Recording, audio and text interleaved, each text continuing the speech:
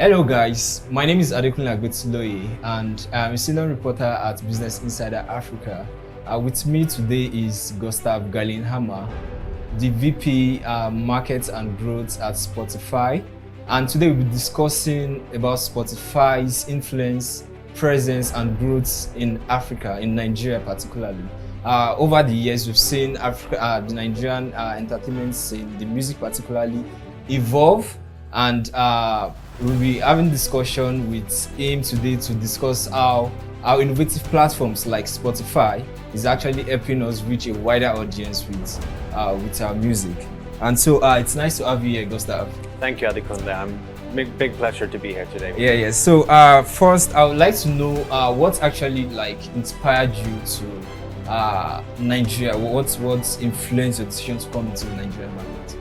Yes, for sure. Spotify is a global platform which has a footprint in 184 markets around the world today. And 2.5 years ago, we entered into the sub-Saharan African region and opened up business in many markets. And since day one in Africa, Nigeria has been our top priority from an opportunity perspective. There are so many reasons why Nigeria is right for Spotify and why Spotify is right for Nigeria. All right, thank you. So I would like to know how, over the years, how Spotify has been investing on the continent and in Nigeria in particular as well.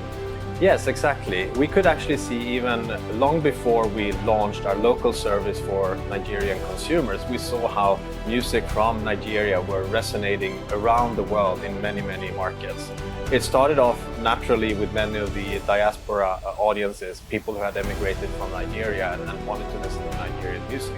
But it very rapidly spread outside of that, particularly the Afrobeats movement that has been sort of growing for at least the last 5 to 10 years globally. It just keeps getting bigger. And there are many reasons why that's resonating so well with consumers around the world. So that was one of the first reasons why we invested here.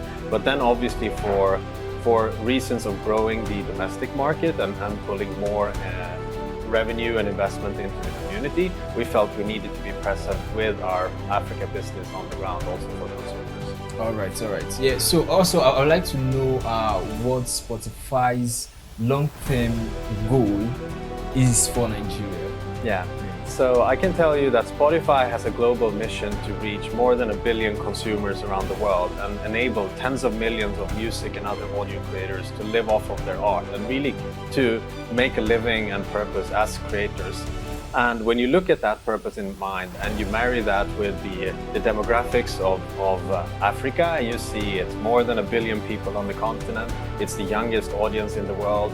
Music is very important to youth cultures. You can see that it's a perfect match for us to reach our global goals. We have to be successful and we have to be present in Nigeria. So that is really the reason why we are here. All right. So like every other business, I know there's usually challenges. So since inception, since you've been on the continent, since you've been in Nigeria, can you discuss maybe some of the challenges you faced in the entertainment scene?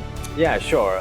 But I actually want to start with more of the opportunities and the success that we've seen, because there's been a lot of things that have surprised us well since entering in Nigeria. So if you look at the growth of our platform here, it's grown faster than most of our comparable markets around the world of a similar size. So there was a very natural sort of demand for the Spotify music service in Nigeria. So, and another thing that we've been very pleasantly surprised with is that the willingness to pay for the premium part of our service has been higher than we expected in Nigeria. Spotify is a service where we really want to serve every consumer on the market. So we have a free Spotify version. So if you're not have the means or the willingness to pay for a premium music service, you can still consume all the content that's available on the platform. And then we have a premium service that is really targeted at consumers who want a little bit more and want an even better music service. So if you look at Nigeria, we've been able to grow both the free side and the premium side of our business. When it comes to challenges, it's a natural challenge you see in many of the fast.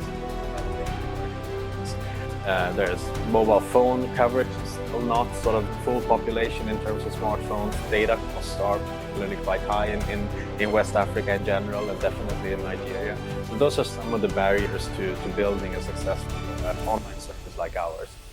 Okay, yeah. So aside from probably mobile phone penetration, situation, I would like you to maybe shed light on some other challenges and how have you been able to overcome them? Yeah, another thing is Nigeria obviously is a very large country with sort of vast regional differences, and for us to launch a market and be present, visible, and get the word out to consumers in every corner and exciting city in the country is not always easy. So getting the word out that Spotify is present, what we're doing for creators and consumers. So we've had to invest a lot both into traditional marketing, such as online marketing and offline marketing, outbound and so on. But we've also put particular investments into working with creators in Nigeria to really partner up with them, articulate and explain what the Spotify service can do for you as a creator. And obviously many of these, particularly Afrobeats creators, have been very successful on the platform globally for many years. So you have the superstars of CK and Wizkid and Burna Boy, and I mean you can go on and name all these phenomenal artists. So those are sort of partnering with the artist community has been another way of creating advocacy for Spotify. All right. Yeah, so when you were talking initially, you talked about the growth in Nigeria and Africa generally that has been very rapid. So what can you ascribe this rapid growth to? What do you think are the influential factors?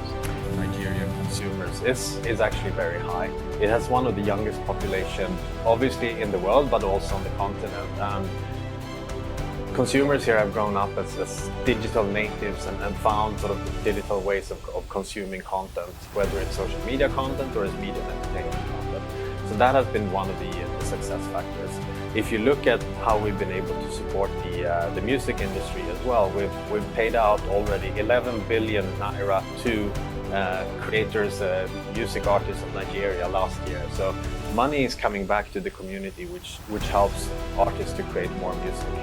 All right. Yeah. So in the next 5 years, where do you see what influence do you see Spotify having on the Indian market? Yeah. The next 5 years. I think we see a continued, if not exponential, definitely a steep growth in our ability to penetrate the market and become more of a household name for Nigerian consumers. We've seen that formula in other important regions around the world. Latin America is a good example where markets like Brazil, we've seen that we've become very, very popular and a household name for most consumers. And that playbook is what we're taking to Nigeria, but obviously adapting it to the local particularities. Because if there's something we've learned from being present in every corner of the world is that every market is unique and you can only succeed if you truly embed and understand what the local culture is and how you can operate and do business in the market.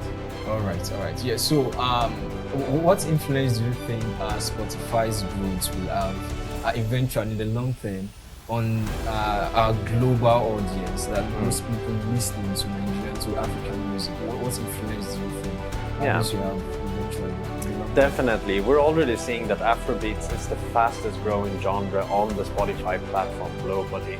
And the reason for that are manifold. It has a good local ecosystems of creators. And I think young creators that are coming up in Africa today, they look at the stars over the last 5 to 10 years and see, that's a career I can also go after. So we think that the growth curve of Afrobeats on a global level, it has only just started. So if you look from a global music scene, you have genres like Latin music, reggaeton, and K-pop. For us, Afrobeat is going to be up there in one of the global genres that will grow the best and really succeed. All right. Yeah. So lastly, what are you most happy about with the present situation? The present situation where Nigerian music is right now in Africa.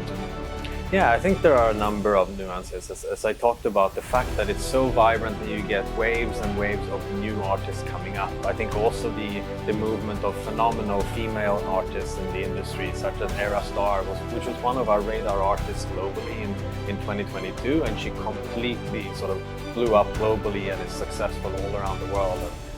So the fact that we're able to be part of helping them shape global careers and sell out arenas and stadiums in Western Europe and the US and Canada, that's what we are here to do. We're super happy about it. All right, yeah. So also I would like to know, is there anything the government particularly can do to try to support Spotify, or is there like a form of collaboration you're actually expecting that can help like foster Spotify's influence in Nigeria? Yeah, I think that to look at the overall business climate for companies that build solid online business is important. To stability of the macroeconomic climate is important when it comes to inflation and currency and so on. All those things help us build a strong foundational business that we're doing for the people and for the creators of Nigeria. That's what I can say. All right. Yeah. Thank you so much, Gustav. It's nice having you here. Thank you so much. It's a pleasure. Yes.